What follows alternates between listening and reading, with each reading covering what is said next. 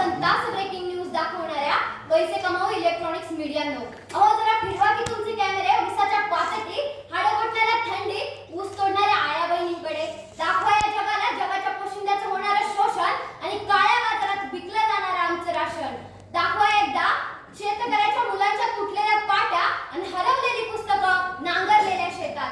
शेतकऱ्याचं राबणं दाखवा, रात्रंदिवस राबणं दाखवा, शेतकऱ्याचं राबणं दाखवा. लोकशाहीचं मरण दाखवा, शेतकऱ्याचं सरण दाखवा. लोकशाहीचं मरण दाखवा, शेतकऱ्याचं सरण दाखवा.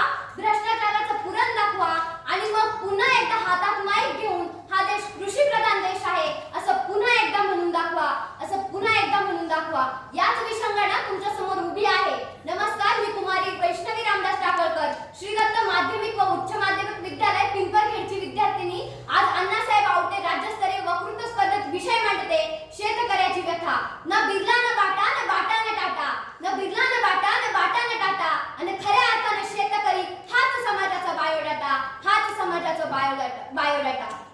विषयाची सुरुवात करत असताना मला आठवतात ते जगद्गुरु तुकोबाराय, ज्यांनी आपल्याकडे गहाण असणाऱ्या शेतकऱ्यांची 7 बारे इंद्रायणी नदी बुडवून त्या शेतकऱ्यांना कर्जमुक्त केलं. विषयाची सुरुवात करत